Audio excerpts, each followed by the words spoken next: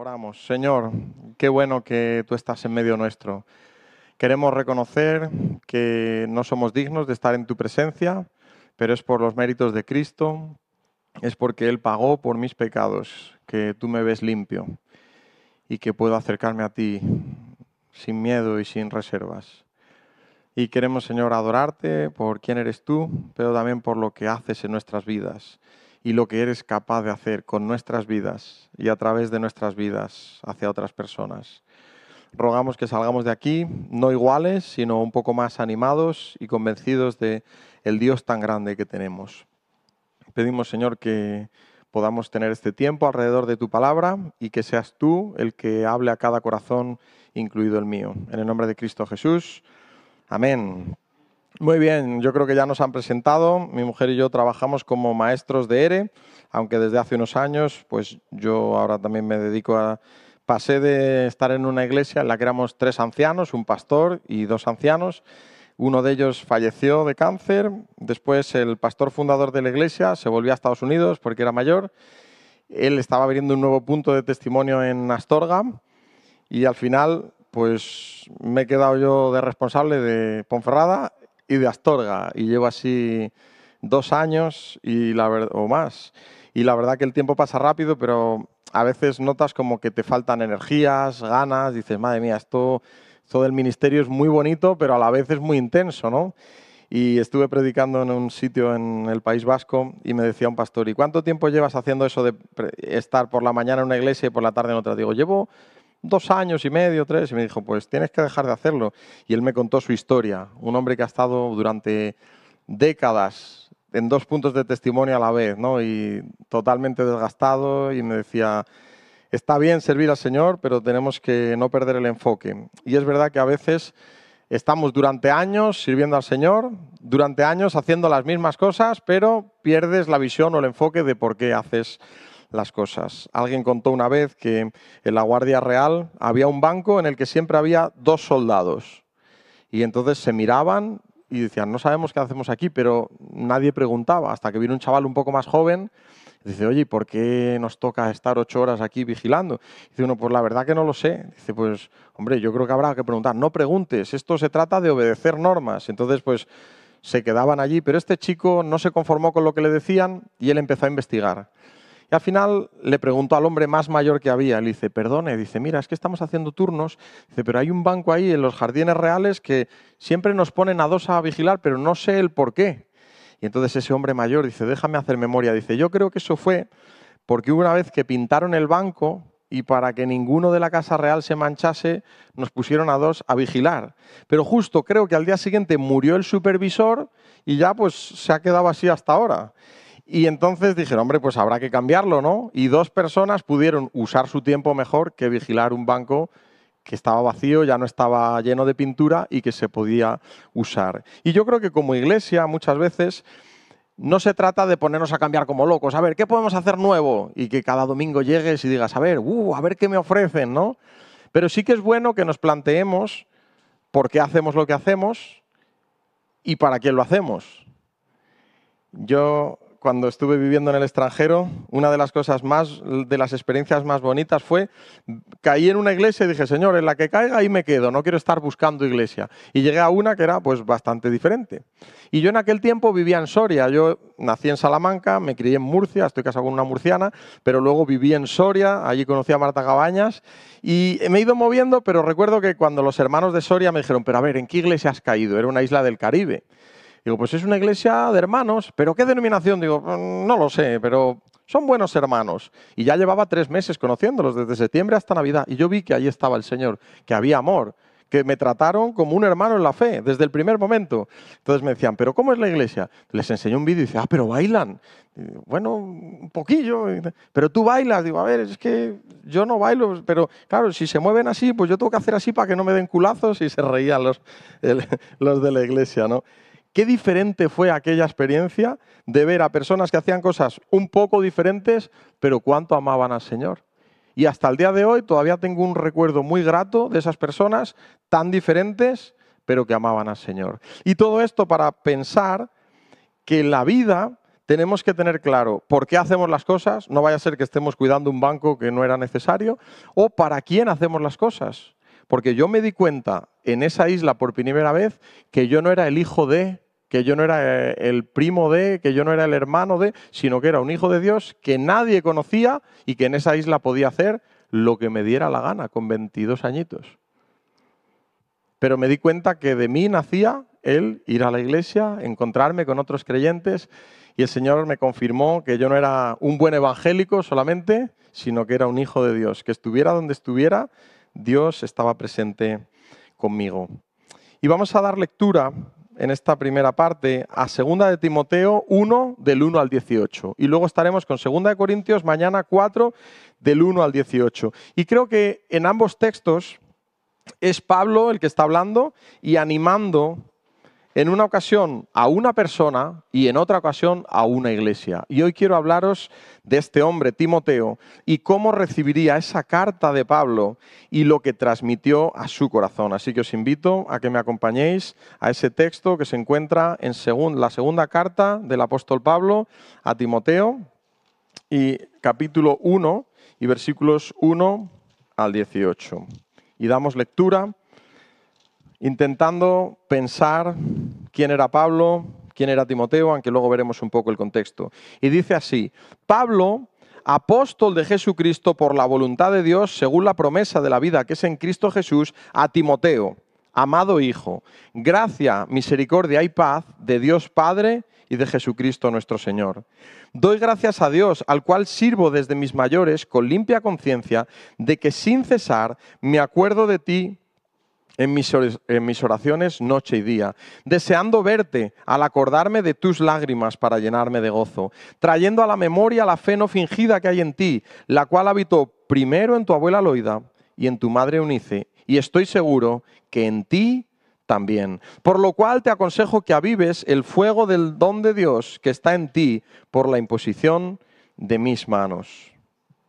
Porque no nos ha dado Dios espíritu de cobardía, sino de poder, de amor y de dominio propio. Por tanto, no te avergüences de dar testimonio de nuestro Señor, ni de mí, preso suyo, sino participa de las aflicciones por el Evangelio, según el poder de Dios, quien nos salvó y llamó con llamamiento santo, no conforme a nuestras obras, sino según el propósito suyo y la gracia que nos fue dada en Cristo Jesús antes de los tiempos de los siglos, pero que ahora ha sido manifestada por la aparición de nuestro Salvador Jesucristo, el cual quitó la muerte y sacó a luz la vida y la inmortalidad por el Evangelio, del cual yo fui constituido predicador, apóstol y maestro de los gentiles, por lo cual asimismo padezco esto, pero no me avergüenzo, porque yo sé a quién he creído, y estoy seguro que es poderoso para guardar mi depósito para aquel día. Retén la forma de las sanas palabras que de mí oíste, la fe y amor que es en Cristo Jesús. Guarda el buen depósito por el Espíritu Santo que mora en nosotros. Ya sabes esto, que me abandonaron todos los que están en Asia, de los cuales son Figelo y Hermógenes. Tenga el Señor misericordia de la casa de Onesíforo, porque muchas veces me confortó y no se avergonzó de mis cadenas, sino que cuando estuvo en Roma me buscó solícitamente y me halló. Concédale el Señor que halle misericordia cerca del Señor en aquel día. Y cuánto nos ayudó en Éfeso, tú lo sabes mejor. Hasta aquí la palabra del Señor. Y qué bonito es pensar en Pablo como un padre espiritual para Timoteo, un chaval jovencillo, y cómo vio que necesitaba de esa ayuda espiritual. Y pienso en una historia que leí hace tiempo de un niño que vivía con su abuela en el verano y era ya noche cerrada y tenía un poco de miedo y tenía que ir a buscar leña y tenía que pasar por un patio muy oscuro. Y entonces dice que el niño al principio fue todo contento, pero cuando iba por el medio del patio ya a oscuras, le dice: abuela, dice, ¿qué? Dice, tengo miedo. Y le dice la abuela, no temas, Dios va contigo. Y entonces el niño se quedó un poco parado, vio al gato y dijo: pero abuela, si Jesús no quiere venir, ¿me puedo llevar al gato? A ver si así tengo un poco menos de miedo. No pasa nada, le puedo yo apretar aquí un poquillo. Lo cierto es que ese niño no se fiaba del todo y dice: yo prefiero al gato, que lo veo, lo toco, lo siento, que pensar que Dios está conmigo. Y yo no sé si tú eres una persona miedosa, pero yo desde niño siempre he tenido muchos miedos. Y ahora vamos a ver que creo que todos podemos pasar por ese proceso mental, a veces psicológico, emocional, que es tener miedo. Yo cuando era pequeño tenía mucho miedo a desentonar, a ser diferente. Entonces, claro, yo, por ejemplo, yo aprendí muy pequeñito a tocar la guitarra, pero yo no quería tocar en público porque mi mente estaba puesta en mi persona y cómo iba a quedar o qué iban a pensar de mí. Entonces yo nunca tocaba la guitarra casi por vergüenza. Y había como una falsa humildad, pero en realidad era orgullo, porque estaba centrado en mí, no tanto en solo adorar al Señor. Pero también tenía vergüenza en cuanto a las relaciones. Yo recuerdo que mi hermano el mayor me saca 11 meses y él siempre fue más extrovertido que yo. Y entonces yo decía, pues yo voy a un campamento, mi hermano hace amigos y ya, pues sus amigos, pues esos van a ser mis amigos. Porque yo tenía miedo a relacionarme, ¿no? Pero también tenía miedo al qué dirán. Imaginaos que mi padre, él fue un evangelista y entonces una de las cosas que él hacía era que se ponía en los mercados, en los mercadillos, entonces ponía una mesa con Biblias, con cassette de aquellas, con VHS de la película de Jesús, con una guitarra y a veces predicaba a viva voz y otras veces pues con su guitarra. Pues tú imagínate salir del colegio y tenías que pasar por el lado de donde tu padre estaba gritando que Dios les amaba y con la guitarra Jesús vive, Jesús vive, y yo me iba por la otra acera porque yo no quería que me identificaran con mi padre, porque yo tenía miedo a ser diferente.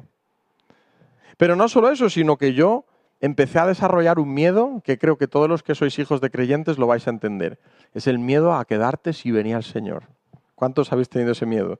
Yo estaba temblando. He conocido personas que me han contado historias de lo más variopinto. Yo muchas veces me acercaba, veía a mis padres y decía, pues si están ellos aquí es que el Señor no ha venido porque son buenos cristianos. Pero me contó un hombre que él, cuando se sentía solo en casa, no estaban sus padres, ¿cómo puedo saber que el Señor no ha venido? Llamaba a uno de los ancianos de su iglesia que era muy piadoso, ¿quién? Y ya colgaba, no ha venido el Señor. Si sigue este hermano, es que aquí todavía el Señor no ha venido. Pero yo tenía mucho miedo al arrebatamiento, pero también mi padre ayudaba a mucha gente, y entre ellos pues personas relacionadas con el mundo del espiritismo. En ese tiempo yo también leí libros que a lo mejor no tenía que haber leído, de Nicky Cruz, libros que hablaban de personas que habían salido de mundos difíciles. Y lo que sucedió fue que empecé a desarrollar un miedo también al mundo espiritual. De hecho, cuando mi padre ayudaba en Centro Reto Salamanca, los drogadictos que ya habían salido era muy gracioso, porque nosotros veníamos de una iglesia muy tradicionalista, ¿no? Y entonces pues era todo muy solemne, pero luego llegabas a Centro Reto un domingo y decías, vamos a cantar la de baile un poquitito si tú amas a Cristo. Y yo decía, madre mía, esto es la bomba. Yo quería hacerme drogadicto y luego convertirme. Imaginaos hasta qué punto me gustaba Centro Reto, ¿no? Bueno, pues allí cantaban una canción que decía, oye Satanás, márchate de aquí, que los hijos de Dios estamos contra ti. Y mi padre decía, madre mía, esta gente ama mucho al Señor, pero hay que reconducirlos un poquito, ¿no? Y mi padre les intentaba ayudar. Lo cierto es que yo, cuando fuimos a vivir a Jumilla, repartieron las habitaciones en el piso allí en Murcia y yo me hice el valiente, tú no te importa dormir solo, ¿no? A mí no me importa. Y me dejaron en una habitación muy tétrica. Y yo por la noche tenía un miedo que no me atrevía ni a ir al baño. Y lo que hacía era que cuando iba caminando al baño, yo empezaba a cantar, oye Satanás, márchate de aquí. Porque yo tenía mucho miedo. Pero, ¿sabéis? Cuando yo me convertí, yo puedo deciros que uno de los grandes logros de hacerme cristiano, cuando yo conocí al Señor con 13 años, fue que casi todos los miedos se fueron, desaparecieron. Y yo entendía que ahora Dios vivía conmigo. No hacía falta reprender a Satanás, ni había que invocar a Dios para que viniese, sino que ya Dios vivía conmigo. Y fue un privilegio el descubrir que Dios vive en tu corazón, que mora contigo. Y dice el Señor Jesús, dice, yo os voy a dar el Espíritu de verdad, al cual el mundo no puede conocer. Dice, y estará con vosotros, pero dice algo más precioso, dice, y estará en vosotros. Y cuando yo con 13 años entendí que Dios venía a vivir conmigo, eso fue una paz tremenda. Y una de las cosas que tenemos que entender como creyentes es que los miedos, aunque tú de pequeño tengas unos y los venzas, el diablo es experto en traer a nuestras vidas cosas que nos dan miedo, o que nos asustan, o que nos atemorizan. ¿Sabéis? Hay personas que dicen, yo a eso no le tengo miedo, pero tú tienes miedo a otras cosas. No hay dos miedos iguales. Mi padre contaba que una vez había una estatua en Salamanca de un hombre muy valiente y ponía abajo, en el pie de la estatua, decía: «He aquí un hombre que nunca tembló». Pero un estudiante puso abajo: «Porque no se examinó». Porque cuando tú estás a punto de examinarte, era muy valiente, porque claro, en aquella época había guerras, pero si se hubieran examinado del examen que yo me tengo que examinar, otro gallo hubiera cantado. Y todos tenemos algún temor. Y lo cierto es que yo vencí unos temores, pero me doy cuenta de que los creyentes ya no tenemos miedo a la muerte, pero le tenemos miedo a la vida muchas veces. Tenemos miedo a lo que nos puede pasar en vida. Ya no le tenemos miedo al infierno, pero a veces tenemos miedo a que la vida que nos queda por vivir sea un poco difícil. No voy a decir un infierno, pero una vida dura. Muchos de nosotros podemos tenerle miedo al futuro, ¿verdad? ¿Qué me deparará el futuro? Miedo a lo que nos digan o a lo que nos puedan hacer. Miedo al qué pasará, ya no con nosotros, sino yo ya soy creyente, pero yo tengo miedo de la sociedad tan mala que viene y de en qué mundo se van a criar mis hijos. Miedo a que elijan bien. Miedo a que ellos se vayan por un camino y yo intente corregirles y vea que eso es imposible. Y todos esos miedos, si tú no los afrontas con el Señor, se convierten en ansiedades. Y eso sí es pecado. El miedo es libre, pero dice la Biblia que la ansiedad, que tenemos que dejársela al Señor. En la carta que Pedro escribe lo dice claramente: echando toda vuestra ansiedad sobre Él, porque Él tiene cuidado de vosotros. Pero ¿y en lo eclesial? Hoy estáis aquí celebrando un aniversario.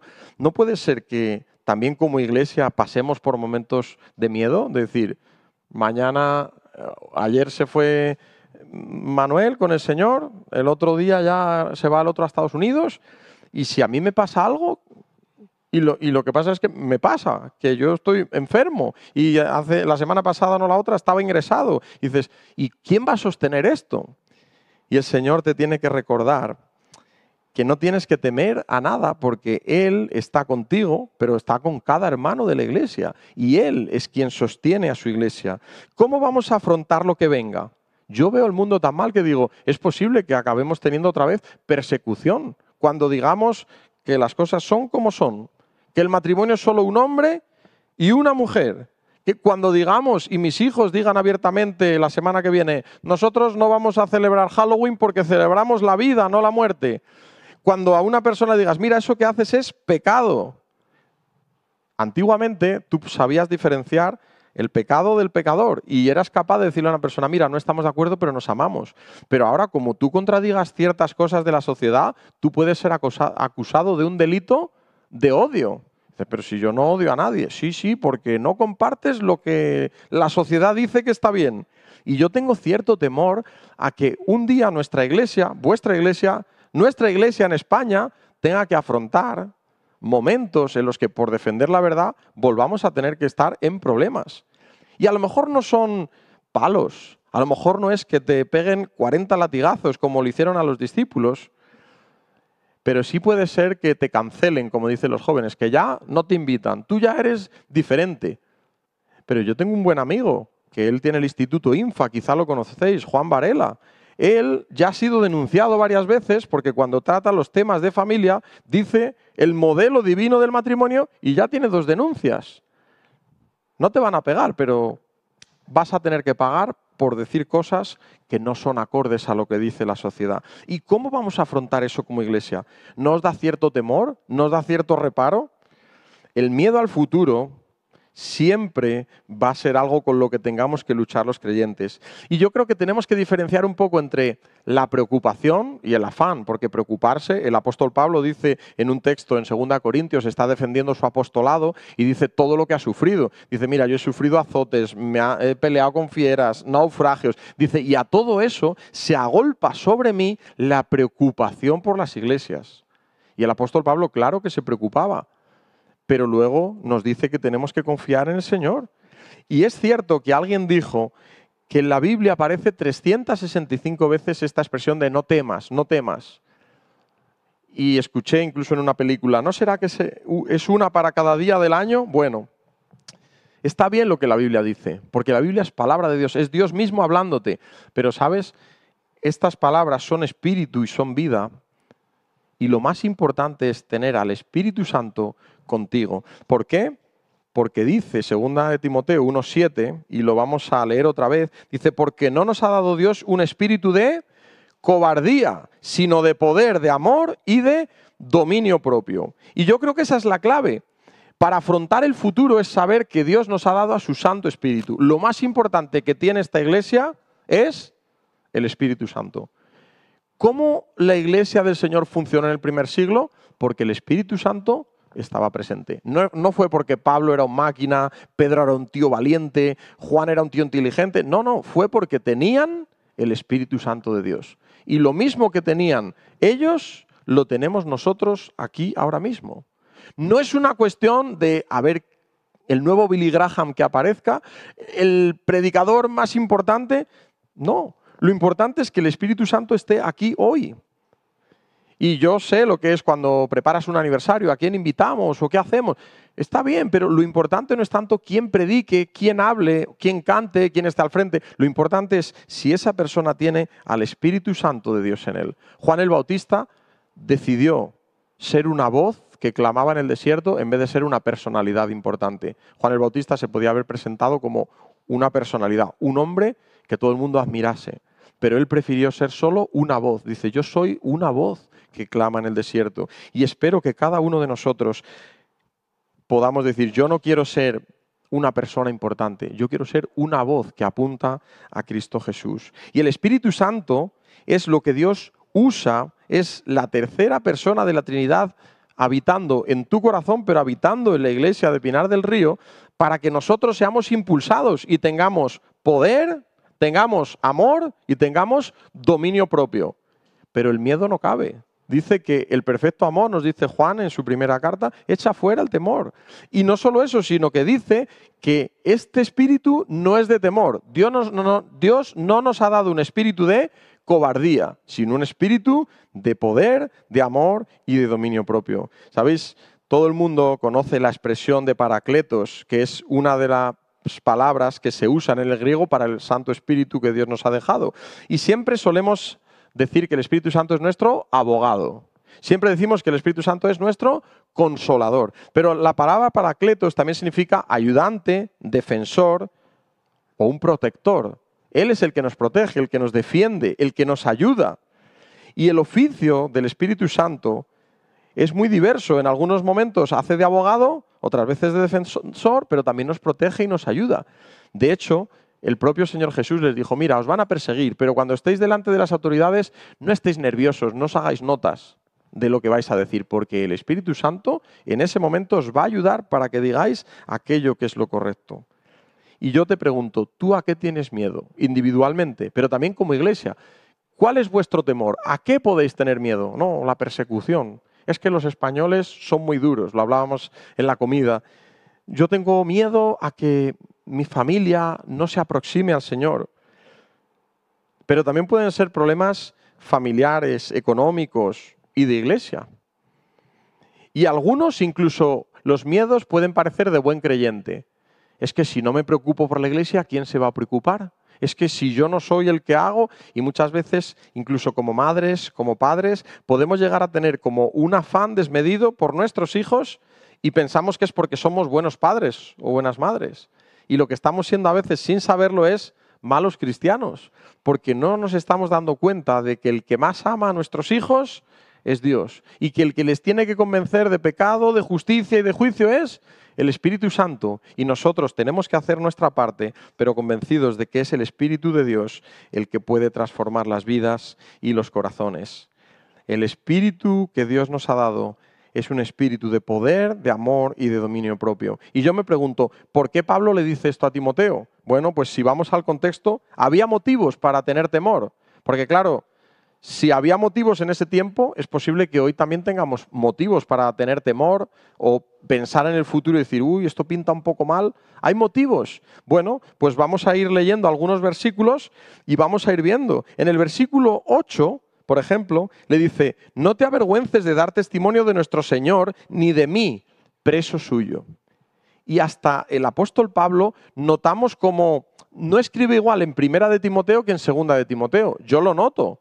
Y muchas personas que cuando leen el texto y mucha literatura cristiana nos hace ver que como Segunda de Timoteo está escrito cuando él ya casi va a morir, se está despidiendo, se le ve más melancólico y llega a decir preso suyo, preso suyo. Él dice, estoy preso por el Señor. En otras ocasiones, en Filipenses, él dice, soy un embajador en cadenas, como si no estuviera preso. Yo soy un embajador en cadenas, es un eufemismo. Estabas preso en la cárcel, Pablo, pero se le ve con más ánimo.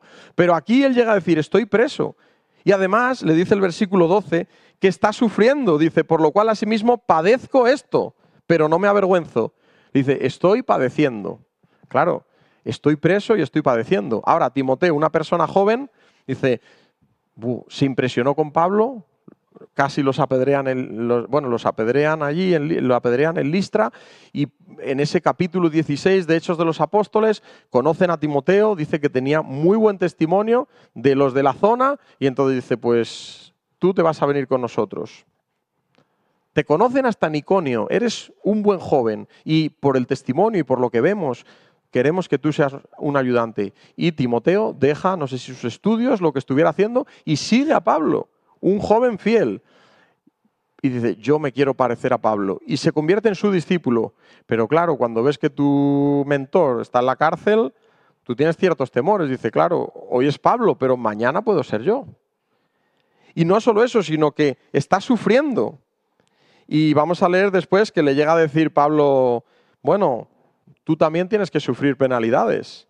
Fijaos lo que dice el versículo 15, 2 de Timoteo 1:15. Dice, ya sabes esto, que me abandonaron todos los que están en Asia, de los cuales son Figelo y Hermógenes.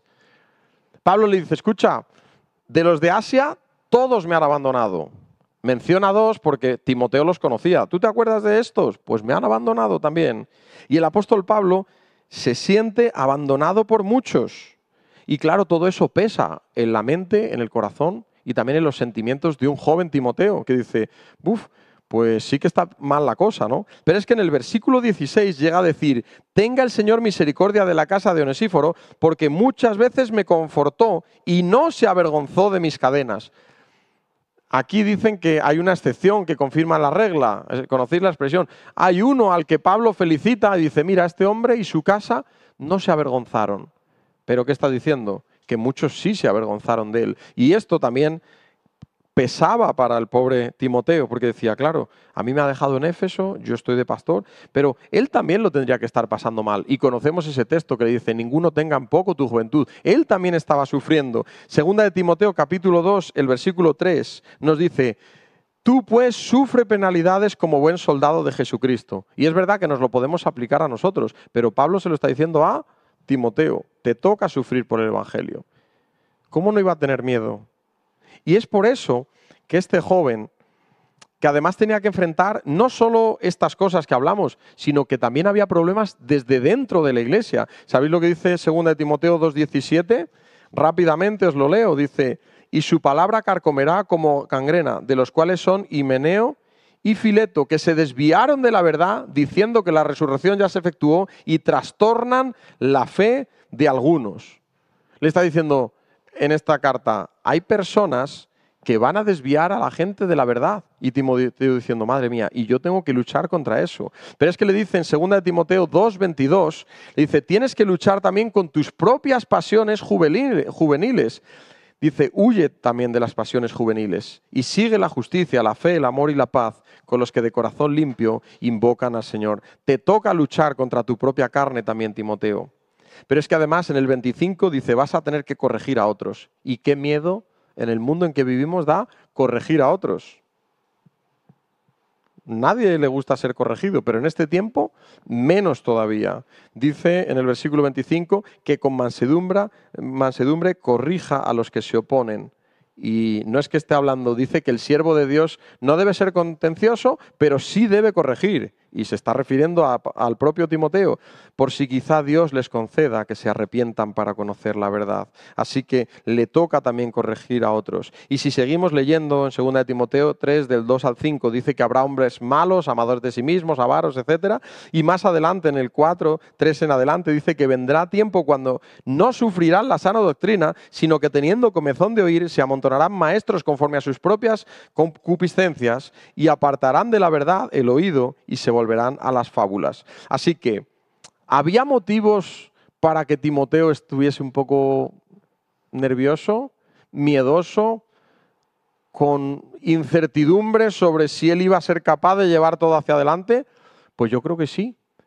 Por eso Pablo le tiene que decir otra vez el versículo: no nos ha dado Dios un espíritu de cobardía, Timoteo. Nos ha dado un espíritu de poder, de amor y de dominio propio. Y ojo, la preocupación, como os decía, bien entendida es buena. El ser excesivamente ingenuos a veces nos lleva a problemas. No se trata de decir, no, los problemas no existen, los problemas están. Pero tienes que ser capaz de preguntarte cómo los vas a superar en lugar de simplemente que se agolpen sobre ti y que acabes teniendo ese espíritu de cobardía, de una preocupación excesiva que se convierte en afán. Y el afán, como os decía, destruyen. Y la ansiedad también. ¿Por qué? Porque nos carcomen por dentro y nos hacen daño espiritual, mental, emocional y físicamente, a todos los niveles. Y yo no sé por qué pasa a cada persona en este momento, pero yo sé que todas las iglesias pasan por momentos difíciles. Y Pablo no minimiza los problemas, esto es importante. Pablo no minimiza los problemas, porque ¿cuántos versículos hemos estado leyendo ahora mismo sobre advertencias a Timoteo? Muchos. Él podía decir, uy, si le digo muchos se aturulla y el pobrecito se pone nervioso. Pablo le dice toda la verdad. Pero en esa verdad se incluyen los versículos 6 al 7. Y sabéis, de todos los versículos del 1 al 18, el corazón del mensaje es este. Versículo 6. Después de todo lo que ha dicho, dice, por lo cual... Es decir, le ha dicho que se acuerda de la fe de su madre y abuela, que desea verle, que se acuerda de él en oración, pero le dice, por lo cual, por esto mismo, te aconsejo que avives el fuego del don de Dios que está en ti por la imposición de mis manos. Le está diciendo, tienes que tener en cuenta al Espíritu de Dios. Y sabéis, como os digo, hay multitud de creyentes en el mundo, diferentes iglesias, y hay iglesias que quieren ver al Espíritu Santo por todos lados y quieren que se manifieste de las maneras más pintorescas, hasta el punto de que acaban equivocándose, buscando a veces manifestaciones extrañas, y muchas veces cuando algunas personas se me acercan y me cuentan, le digo, mira, yo creo que os estáis un poco obsesionando. El Espíritu Santo es un Espíritu Santo. Entonces, la manera de ver que el Espíritu está en tu iglesia es si se ve la santidad.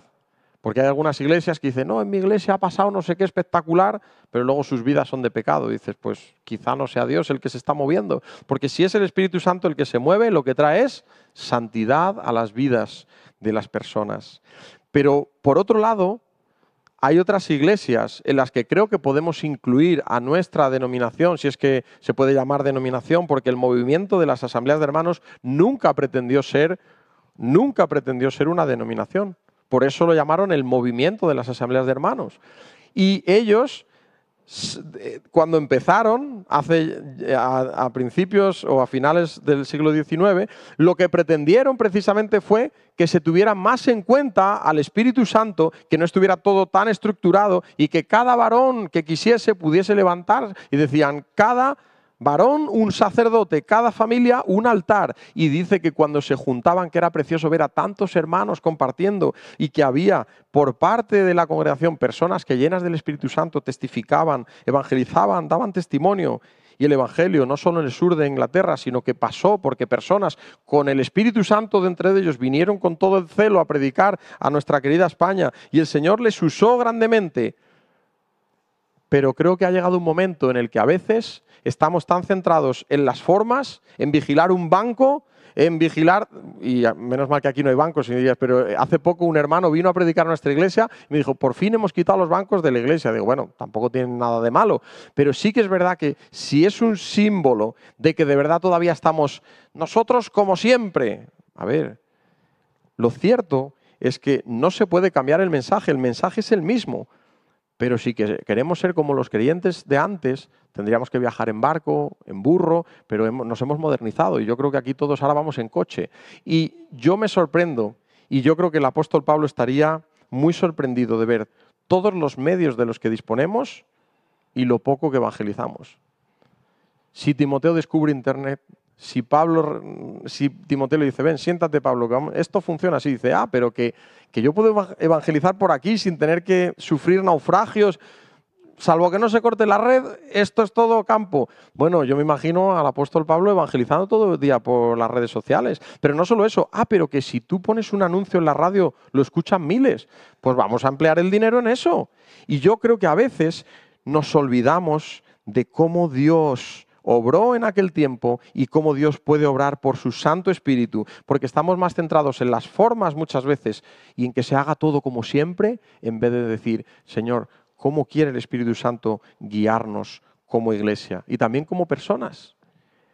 Y yo creo que el Espíritu Santo que tenemos dentro de nosotros muchas veces está y dice, a ver cuándo se dignan en mirar un poco hacia la persona que tienen dentro de sí mismos. Estamos tan pendientes de los peligros de fuera, de que el hermano ha dicho, de que el otro va a pensar y qué van a pensar los demás, que no estamos pensando qué piensa Dios de nosotros. Una mujer una vez estaba barriendo el despacho del pastor y no tenía ganas de ir a por el recogedor, entonces levantó un poco la alfombra y estaba echando la porquería dentro de la alfombra, ¿no? Y se apareció Jesús y le dijo, hija, ¿por qué haces eso? Y dice, ay, qué susto, Señor. Yo pensaba que era el pastor. Le preocupaba más que le viera el pastor que lo que Dios mismo dijera de ella. ¿Y cuántas veces no nos hemos visto así como iglesia?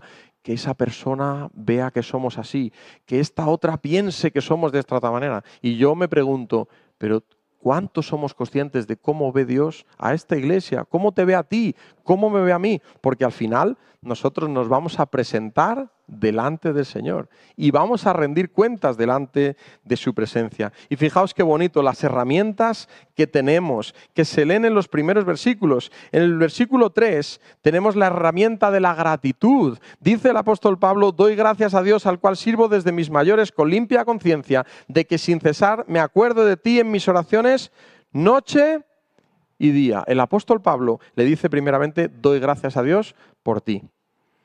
¿Cuándo es la última vez que tú le has dicho a un hermano que das gracias a Dios por su vida?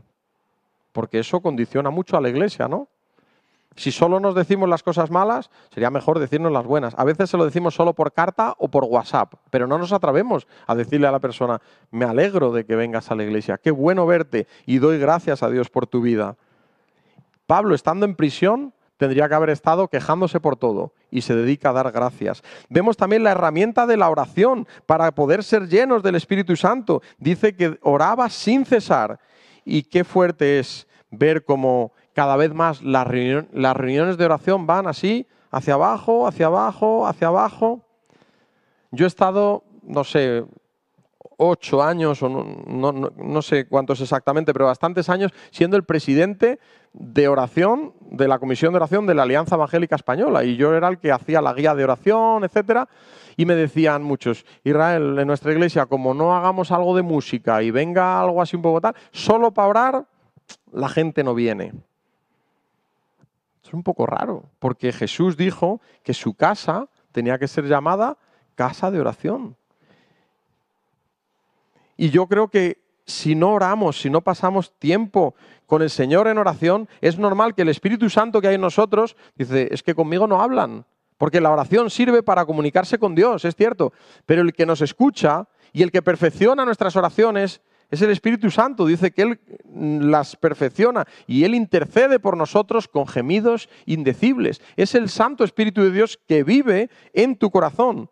Pero yo creo que la oración es una herramienta que Dios nos ha dejado que no estamos sabiendo usar bien o que estamos menospreciando muchas veces. ¿Sabéis? Escuchaba una anécdota de un pastor y un mesonero hace años que fueron ante el juez porque cayó un rayo en el bar de este hombre, ateo, inconverso, y le quemó todo el bar y al lado había una iglesia. Y es verdad que el pastor y su iglesia habían estado orando al Señor que se cerrase el bar porque les molestaba en los cultos y eran gente problemática. Y cuando estaban delante del juez, entonces el ateo habló primero y dijo, yo quiero denunciar a esta gente porque ellos oraron para que mi bar fuese cerrado y Dios envió un rayo y rompió mi bar. Así que la culpa la tienen ellos por orar. Pero el pastor decía, a ver, nosotros orábamos, pero nosotros no lo hacíamos con fe. Nosotros no nos imaginábamos que Dios te iba a mandar un rayo, entonces la culpa no es mía. Y llegó un momento en el que el juez dijo, un momento, espera, ¿estoy entendiendo bien? Aquí hay un ateo creyendo que Dios es capaz de lanzar un rayo y aquí hay un pastor que no cree que Dios tenga el poder de hacer aquello por lo que estaban orando. Pues yo creo que muchas veces hay gente fuera que tiene más fe que nosotros. A mí hay personas no creyentes que me piden oración y personas que me entero después que han pasado por un problema y nunca han pedido oración en la iglesia. Personas que vienen a decirte, nos divorciamos. Dice, ¿pero en qué momento habéis pedido oración por vuestro matrimonio? No estáis confiando en el poder de Dios. Y Dios nos ha dado un espíritu de poder. Pero cuando nosotros despreciamos el poder que tenemos dentro de nosotros mismos si somos creyentes, porque el Espíritu Santo vive en nosotros, entonces no nos va a ir bien. Pero es que el versículo 4 nos da otra herramienta y es el apoyo de otros hermanos y el amor de ellos. Dice Pablo, deseando verte al acordarme de tus lágrimas para llenarme de gozo. ¿Qué llenaba a Pablo de gozo estando en prisión? Visualizar a Timoteo llorando por él. Yo me acuerdo cómo tú llorabas, cómo me amas y eso a mí me anima. Y yo creo que a veces vivimos un mundo tan individualista, cada uno hace lo suyo, su trabajo, que dice, ¿cuántos de mi iglesia hoy habrán orado por mí? Si una iglesia se pone a orar de verdad, el Señor transforma la iglesia completamente. Y eso no lo digo porque haya leído un libro de viento fresco, nuevo. No, es porque desde comienzos de la iglesia lo primero que hubo fue una oración poderosa y después se escuchó un estruendo y vino el Espíritu Santo. Y dice que el lugar donde estaban tembló. Dios tiene poder, pero a veces estamos tan centrados en nosotros mismos que no creemos que Dios tenga ese poder. El versículo 5 nos da otra herramienta preciosa para poder ser llenos del Espíritu Santo y es recordar las bendiciones que ya tenemos de Dios en otras personas y en nuestra propia vida. Y en eso el rey David era experto. Todos los salmos son recordatorios de las bendiciones de Dios. Incluso hay momentos que le dice a su alma, alma, acuérdate de lo que Dios ha hecho contigo. No te olvides de ninguno de sus beneficios. Porque Él es quien perdona tus pecados, sana todas tus dolencias. Él es el que rescata del hoyo tu vida, el que te corona de favores y misericordia. Y es el rey David hablándole ¿a quién? A sí mismo, que recuerde quién es Dios, el poder que Él tiene y las bendiciones que ya ha recibido. Y como iglesia, si viviésemos en gratitud, si viviésemos orando los unos por los otros, si viviésemos apoyándonos los unos en los otros y recordando las bendiciones que Dios nos da, entonces, ¿sabes qué pasaría? Que empezaríamos a avivar el fuego del don de Dios que hay en nosotros, que nos ha dado, que es su Santo Espíritu, que es un espíritu que no es de cobardía, sino que es de poder, de amor y de dominio propio. Y sabéis, alguien me dijo una vez que el Antiguo Testamento es como la radio, que solo se escucha, ¿no? Dios hablando por medio de sus profetas. Pero luego vino la televisión, vino Jesús y pudimos ver a Dios y lo vimos en color y pudimos ver cómo hacía milagros, señales, prodigios. Pero sabéis, Él dijo que os conviene que yo me vaya, porque vendrá el Consolador. Y es que si Jesús estuviera aquí hoy, en esta tierra, a lo mejor hoy no podríamos estar con Él, porque dice, no, es que está en Guatemala, no, es que está en China. Pero es que ahora Dios, por su Santo Espíritu, está en todos sitios. Y posiblemente hay 8 reuniones ahora mismo en Barcelona y en todas está el Señor presente por su Santo Espíritu. Nos convenía que Él se fuera porque ahora tenemos una experiencia increíble, que es tener al Espíritu de Dios viviendo en nuestro corazón, viviendo en nuestra iglesia. El Espíritu de Dios se mueve en medio de la iglesia, como nos recuerda Apocalipsis. Dice que el Espíritu de Dios se movía entre los candeleros. ¿Y sabéis que era cada candelero? Es una iglesia, se describe en Apocalipsis, capítulos 2 y 3. Y claramente el Espíritu Santo se pasea por su iglesia. pero está esperando ver a personas que saben que está presente, que le invocan y dicen, Señor, yo quiero tener una vida plena en ti. Y cuando yo pensé en esto de la radio, la tele, yo decía, ¿cómo le puedo explicar a mis alumnos qué es vivir en el Espíritu? Y ahora mismo venden así bueno, ya hace años, ¿no? Pero te venden una experiencia, ¿lo habéis visto? Una cajita de Wonderbox, de Dakota Box o de muchas cajas de estas y te dice, vale por una experiencia en un spa para 2 personas. No os lo creáis, luego siempre hay que poner algo más de dinero, pero bueno, alguna vez me han regalado alguna, ¿no? Pues esa es la experiencia que nos ha dado Dios a nosotros, la experiencia de vivir con el Espíritu Santo. Imagínate por un momento que yo te regalo una experiencia y te digo, ¿te vale por una experiencia para desayunar, comer o cenar con tu actor, actriz, deportista, cualquier cantante famoso que más admiras? Puedes tener un tiempo con él para cenar, comer, desayunar. En tu mente ya estarás pensando ahí en tu actor, actriz famoso. Quizás si hubiera juventud pensarían en futbolistas, ¿verdad? ¿Con quién podría yo pasar un rato que diga, ¡buah, esto ha sido increíble! Hay personas que incluso acaban pensando en actores cristianos o cantantes cristianos. Y una de las cosas que más me duele en el cristianismo en el que estamos viviendo es que se admira más a los cristianos que a Cristo mismo. Tú ahora mismo traes aquí a un famoso cristiano y en el otro lado te dicen que está el Señor Jesucristo y muchos vendrían aquí. Porque admiran más a la persona que ven que lo que no se ve. Cuando la Biblia nos dice claramente que las cosas que no se ven son eternas. Y nosotros tenemos la mayor experiencia del mundo. Tú hoy has tenido todo el tiempo para poder pasar tiempo con Dios. Y me gustaría saber cuánto tiempo hemos empleado cada uno en orar, pasar un tiempo con Él y reconocer esa verdad hermosa que se dijo cuando Jesús iba a venir, Emmanuel, que Jesús es Dios viviendo con nosotros. Él vino para vivir entre nosotros.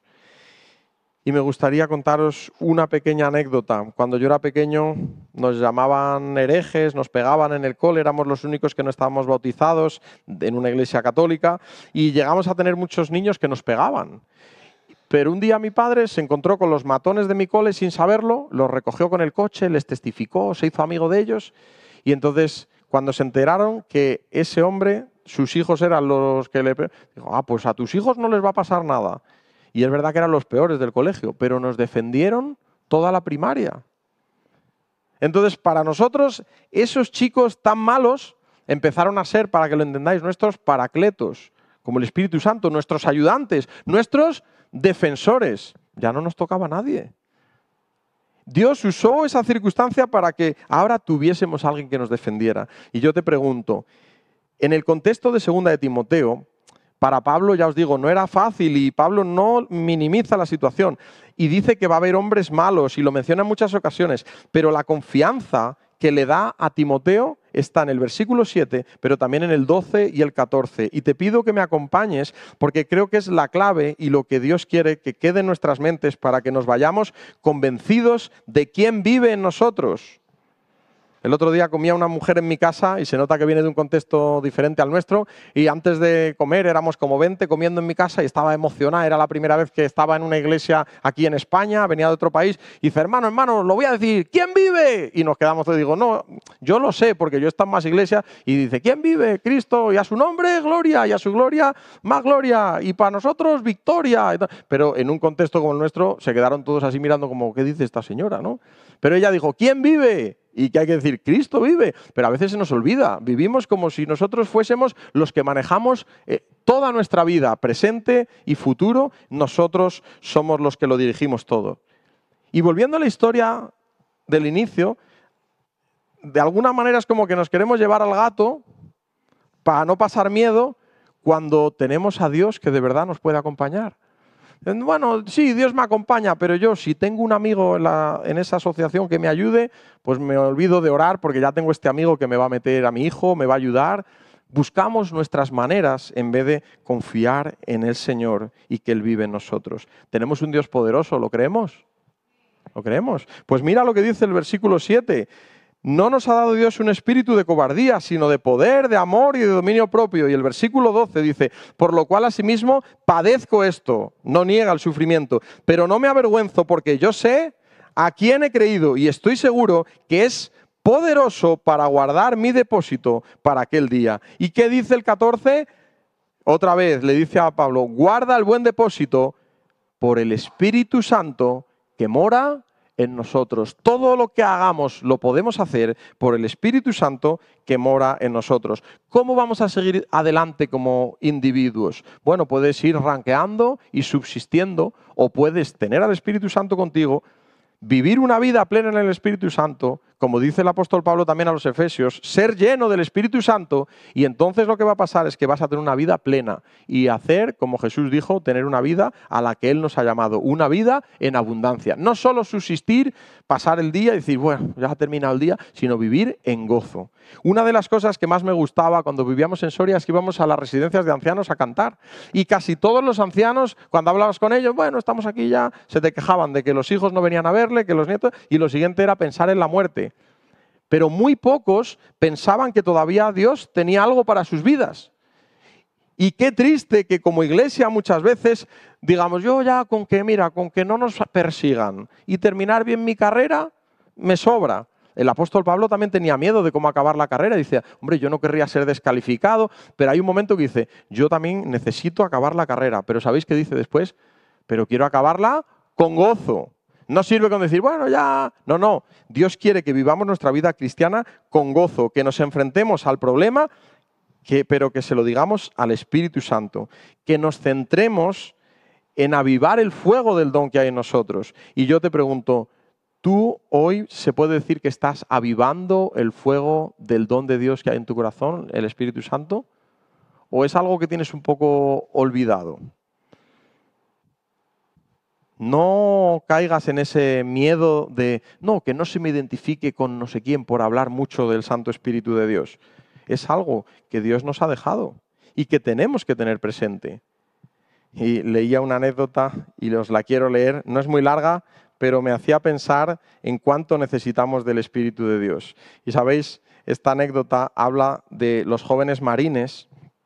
Cuando iban a la guerra, se les dieron unas instrucciones cuando fueron a Latinoamérica, porque tenían que estar en un sitio en el que había muchas anacondas reales, serpientes de hasta 7 metros de largo que tienen una cabeza como un búfalo. Y entonces las primeras expediciones llevaban un manual de otros que ya lo habían vivido y le decían, mira, manual para cuando te encuentres con una anaconda. Y os lo voy a leer, y aunque suene un poco cómico, esto era real. El punto número 1 dice, no trate de escapar, la serpiente es más rápida que usted. Punto número 2, acuéstese sobre el suelo, ponga sus brazos a sus costados y sus piernas juntas. 3, recoja su barbilla. 4, permanezca quieto mientras la serpiente lo roza y se sube encima suyo, lo está midiendo. Punto 5. Después de que la serpiente lo haya examinado, comenzará a tragarlo. Tranquilo, comenzará siempre por sus pies. Permanezca quieto y permita que la serpiente trague sus pies y sus tobillos. Punto 6. Tenga en mente que esto puede tardar bastante rato. Punto número 7. No entre en pánico. Punto número 8. Cuando la serpiente lo haya tragado hasta sus rodillas, lentamente saque su cuchillo de la pechera y suavemente deslícelo hasta el borde interior de la boca de la serpiente y luego rápidamente corte hacia arriba, cortando la cabeza de la serpiente, acabando así con su vida. Punto 9. Asegúrese de tener un cuchillo. Y punto número 10. Mantenga bien afilado su cuchillo. Si no se acuerda de los 8 puntos anteriores, no pasa nada, pero por favor, recuerde el punto 9 y el punto 10. Al final, ¿la clave cuál era? Pues por lo menos ten un cuchillo y que esté afilado. Ya cómo te enfrentes a la serpiente es un poco secundario, pero ten un cuchillo. El mundo en el que vivimos nos quiere engullir, nos quiere devorar y se quiere cargar a nuestros hijos, a la familia, a nuestros nietos. el diablo no está de goma, es real y se maneja. Y ya te digo yo que si allí había anacondas de 7 o 9 metros, a mí me da más miedo el mundo en el que vivo, que es un mundo espiritual que ha venido para comérselo todo. Y vivíamos antes un poco protegidos por las personas que todavía tenían a Dios presente, pero ahora de verdad que el mundo está lleno de maldad, personas que hacen daño. Y el otro día veníamos en el coche hablando del abuso. ¿Y cuántas personas vienen a nuestra iglesia y cuando te cuentan, yo sufrí abuso, pero ¿qué está pasando en este mundo? ¿Cómo está el mundo tan mal? Pues porque estamos dejando a Dios de lado. Y aún los creyentes y las iglesias no están pendientes del Espíritu de Dios. No viven una vida de santidad por agradar a Dios, sino una vida de santidad para que me vea el pastor o me vea el otro. Y no estamos avivando el fuego del don que hay en nosotros. Y no estamos teniendo al Espíritu de Dios activado. No estamos teniendo ni el cuchillo ni lo estamos afilando. Y mi pregunta aquí sería, ¿y entonces qué tenemos que hacer como iglesia? Pues mira, si te vas de aquí convencido de que la iglesia necesita una doble porción del Espíritu Santo, que nosotros tenemos que orar porque sin oración el Espíritu Santo no puede actuar, que nosotros tenemos que amarnos los unos a los otros y decir, cada vez que me acuerdo de ti, lo hago con gozo. El Espíritu Santo está contento porque somos el cuerpo de Cristo. Somos su cuerpo y somos morada del Espíritu Santo. Y cuando nosotros decimos, yo vivo en gratitud, el Espíritu de Dios se goza. Cuando nosotros decimos, Señor, yo amo estar en tu casa, cuando de verdad queremos agradar al Señor porque sabemos quién vive en nosotros. El apóstol Pablo en 1 Corintios y en 2 Corintios les dice, ¿o ignoráis que sois templo del Espíritu Santo y que no sois vuestros? Es el Espíritu Santo el que vive en vuestros corazones. Todos nosotros, si fuésemos más conscientes de la presencia del Espíritu Santo, no veríamos ciertas cosas en la televisión, no escucharíamos ciertas cosas, porque diríamos, yo no puedo meter al Espíritu Santo aquí, ni siquiera iríamos a ciertos lugares.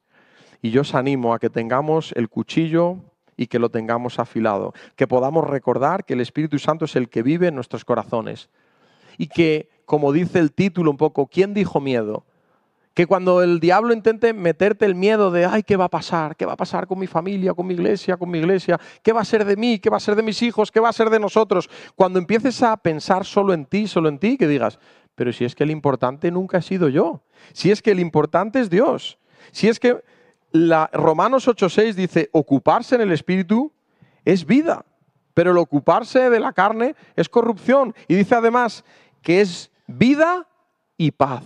¿Tú quieres tener paz en tu corazón? Deja de preocuparte tanto de ti mismo y empieza a preocuparte por el Santo Espíritu que vive dentro de ti y vamos a ver cómo Dios tiene que vivir en mi vida y cómo quiero tenerle contento. El papel principal no es para ti, es para el Espíritu Santo en ti. Y Hechos de los Apóstoles, en realidad muchos eruditos han dicho que se tendría que llamar Hechos del Espíritu de Dios, porque todo sucedía gracias al Espíritu Santo, no a las personas. Y nosotros como iglesia tenemos que entender para qué sirve todo esto. Y aunque el lema son los versículos 7 y 8, que dice, lo repetimos porque es bonito estos versículos, que Dios no nos ha dado un espíritu de cobardía, sino de poder, de amor y de dominio propio. Hay una palabra después en el versículo 8 que creo que nos va a lanzar de aquí animados a cada uno de nosotros, porque dice, por tanto, no te avergüences de dar testimonio de nuestro Señor, ni de mí preso suyo, sino participa de las aflicciones por el Evangelio según el poder de Dios. Por tanto, hay un propósito. Si tú tienes el Santo Espíritu de Dios, no es solo para que tú vivas feliz, tranquilo y no tengas miedo, sino para que des testimonio. Dice, para dar testimonio de nuestro Señor, para participar de las aflicciones por el Evangelio, según el poder de Dios.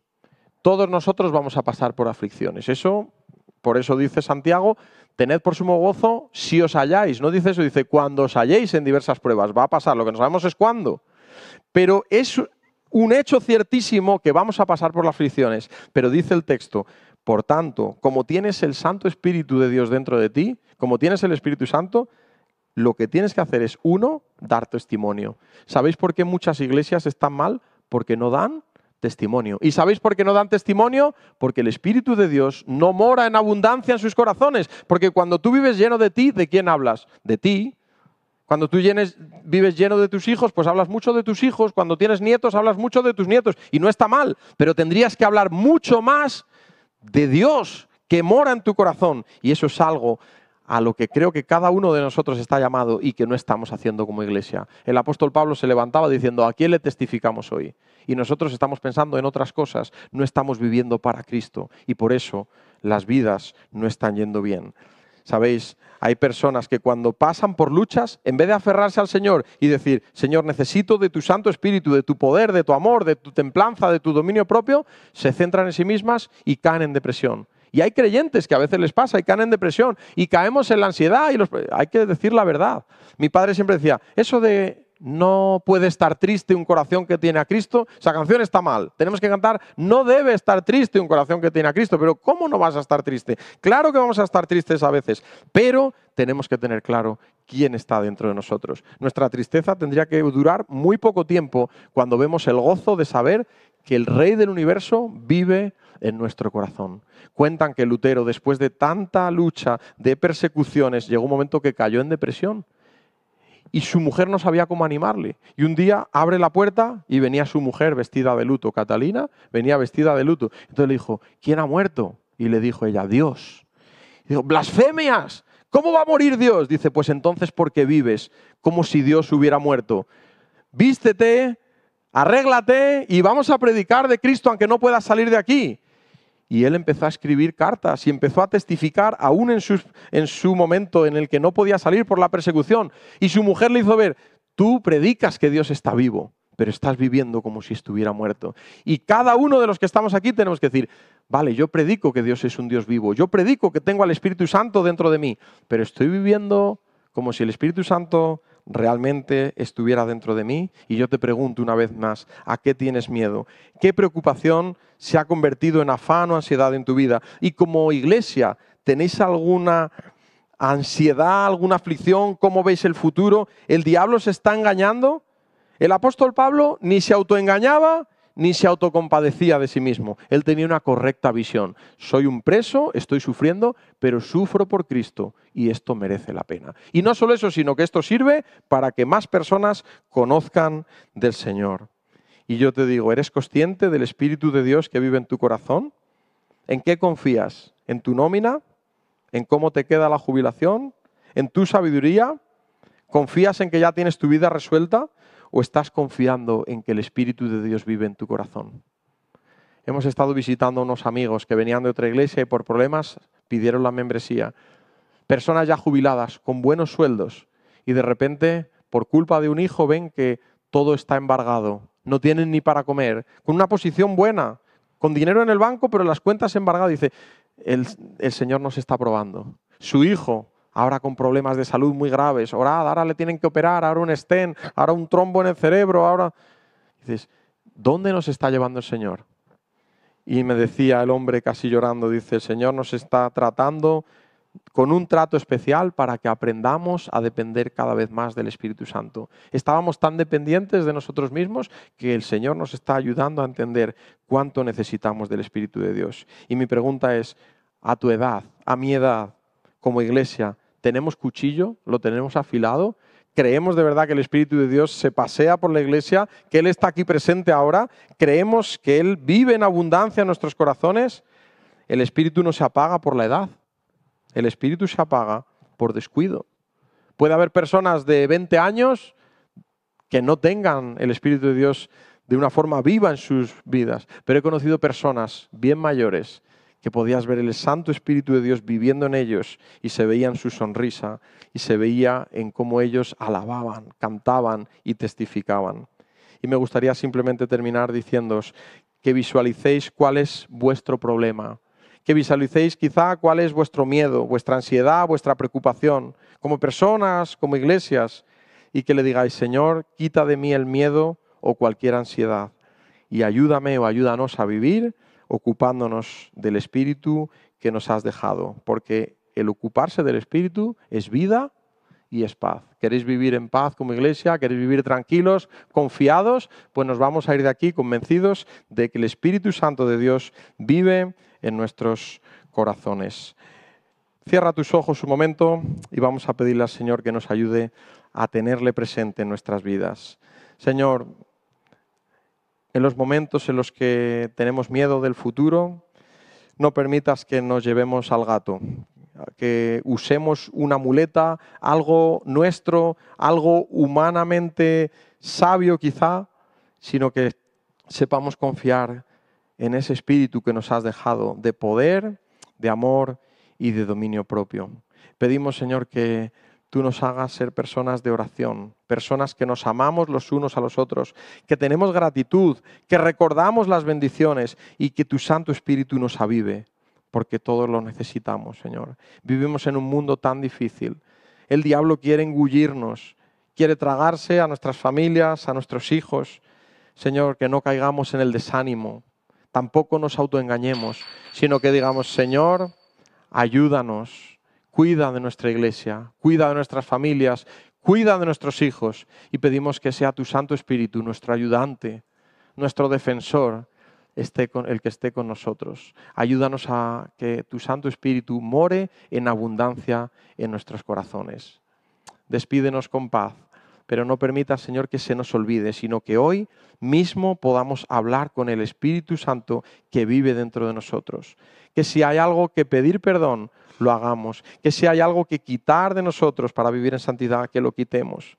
Y que podamos decirte, Señor, queremos vivir en poder, queremos vivir en amor, queremos vivir en dominio propio, templanza, y queremos vivir en victoria, porque tú, Señor, venciste la cruz y tu Espíritu nos lo has dejado para que podamos ir por el mundo anunciando que tenemos un Dios grande, un Dios vivo, un Dios que es capaz de cualquier cosa. Señor, trae ánimo a nuestras vidas, ayúdanos a entender cuánto de bueno todavía puedes hacer con nosotros, que sepamos cuál es el propósito, que lo hagamos sin temor, que testifiquemos de ti y que podamos anunciar el Evangelio de Cristo Jesús a los que nos rodean. Oramos, Señor, que esto no sean solo palabras, sino que sea una realidad.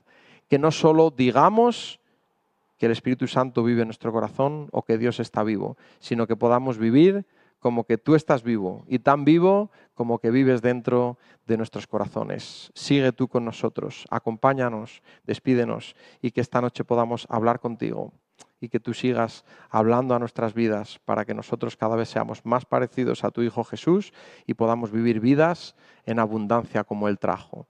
No en temor, no en ansiedad, sino que podamos vivir unas vidas plenas y que te agraden. En el nombre de Cristo Jesús.